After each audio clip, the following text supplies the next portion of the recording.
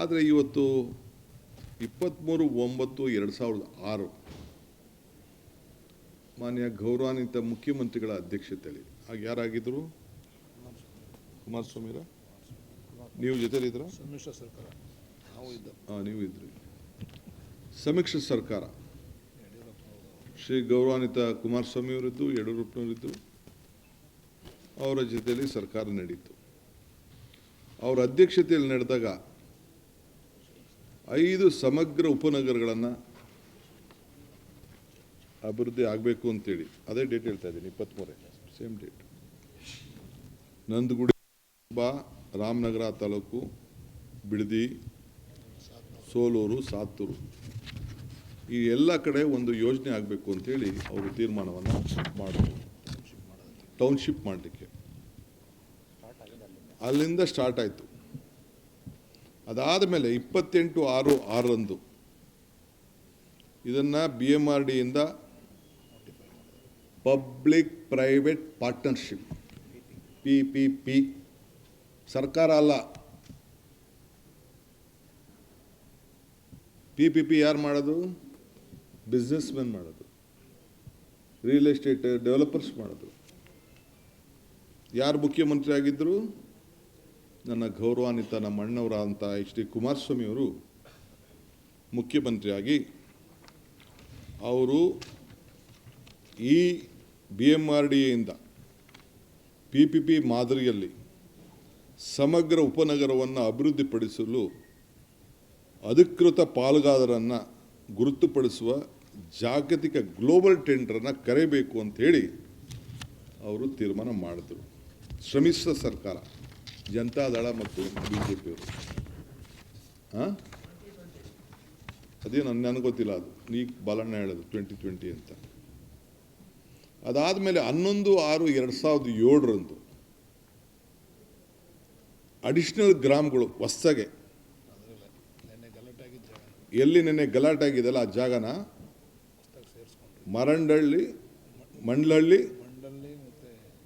ವಡೇರಳ್ಳಿ ಭಾಗಶಃ ಗ್ರಾಮಗಳನ್ನು ಹೊಸದಾಗಿ ಇವತ್ತು ಆ ಟೌನ್ಶಿಪ್ ಒಳಗಡೆ ಸೇರಿಸಬೇಕು ಅಂತೇಳಿ ಜನತಾದಳ ಮತ್ತು BJP. ಆಗ ಗೌರವಾನ್ವಿತ ಅಶೋಕ್ರವರು ಸಚಿವರಾಗಿದ್ದರು, ಸಮ್ಮಿಶ್ರ ಸರ್ಕಾರ ಕೂಡ ಇತ್ತು. ಗೌರವಾನ್ವಿತ HD ಕುಮಾರಸ್ವಾಮಿಯವರು ಈ ರಾಜ್ಯದ ಮುಖ್ಯಮಂತ್ರಿಯಾಗಿ ನಾನು ಕೂತಿರುವಂಥ ಜಾಗದಲ್ಲಿ ಅವ್ರು ಕೂತ್ಕೊಂಡಿದ್ದರು. ಸೊ ತಿರ್ಗಾ 2010ಕ್ಕೆ ಬಂತು. ಆ ಸಂದರ್ಭದಲ್ಲೂ ಕೂಡ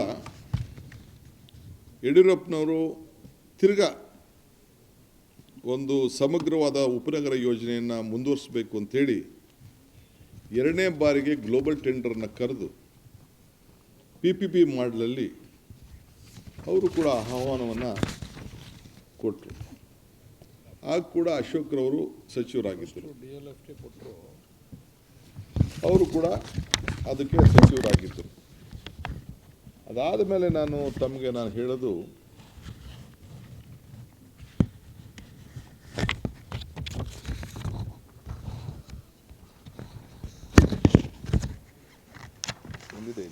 ನೆಕ್ಸ್ಟ್ ಬರ್ತೀನಿ. ಅದಾದ ಮೇಲೆ 29/11/2006 ಗೌರವಾನ್ವಿತ ಮುಖ್ಯಮಂತ್ರಿಗಳಂತ HD ಕುಮಾರಸ್ವಾಮಿಯವರು, ಸ್ವಲ್ಪ ಕಣ್ಣು ಮಂಜಾಗ್ಬಿಟ್ಟಿದ್ದಾರೆ,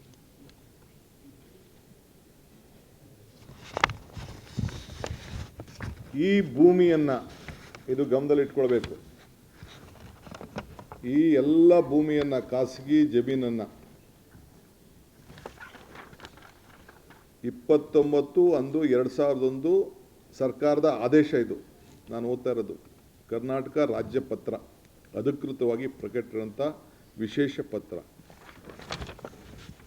ಈ ಯೋಜನೆಯಲ್ಲಿ ಘೋಷಿಸಲ್ಪಟ್ಟ ಮೇಲ್ಕಂಡ ಗ್ರಾಮದಲ್ಲಿ ಯಾವುದೇ ಪ್ರಾಧಿಕಾರವಾಗಲಿ ಅಥವಾ ಯಾವುದೇ ವ್ಯಕ್ತಿಯಾಗಲಿ ಬೆಂಗಳೂರು ಮಹಾನಗರ ಪ್ರದೇಶ ಅಭಿವೃದ್ಧಿ ಪ್ರಾಧಿಕಾರ ವತಿಯಿಂದ ಪುನರ್ವಸತಿ ಪೂರ್ವಾನುಮತಿ ಪಡೆಯದೆ ಯಾವುದೇ ರೀತಿಯಲ್ಲಿ ಅಭಿವೃದ್ಧಿಗೆ ಅನುಮತಿ ಕೊಡತಕ್ಕದ್ದಲ್ಲ ಅಂಥೇಳಿ ಇದನ್ನು ರೆಡ್ ಝೋನ್ ಆಗಿ ಇದನ್ನು ಇಟ್ಟರು ಆವತ್ತು ಮಾನ್ಯ ಶ್ರೀ ಕುಮಾರಸ್ವಾಮಿ ಅವರು. ಇದರ ಅಲ್ಲದೆ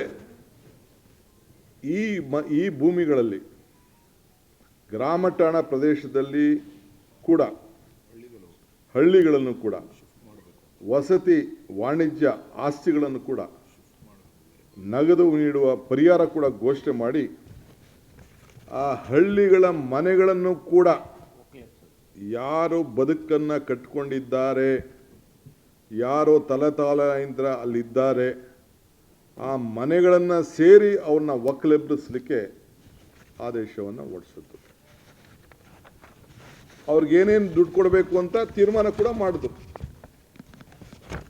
600 ಅಡಿ ಮನೆ ಇದ್ದರೆ 9,000 ಅಡಿ ಕೊಡ್ಬೋದು, 600 ಚದರ ಇಂದ 9,000 ಇದ್ದರೆ 1,200 ಅಡಿ ಕೊಡಬೇಕು. ಸೊ ಹಂಗಂತೇಳಿ ಅವ್ರದ್ದೇ ಆದಂಥ ವಿವರಗಳನ್ನು ಕೊಟ್ಟು 2,400 ಅಡಿ ಮೇಲಿರುವಂಥ ನಿವೇಶನ ಮನೆ ಇದ್ದರೆ ಅವ್ರಿಗೆ 3,000 ಕೊಡ್ಬೋದು ಅಂತೇಳಿ ಅವರೇ ತೀರ್ಮಾನ ಕೂಡ ಮಾಡಿದ್ರು. ಅದಲ್ಲದೆ ಪ್ರೈವೇಟ್ ಡೆವಲಪರ್ DLFಗೆ ಪತ್ರ ಕೂಡ ಬರೆಸಿದ್ರು ಅವರು.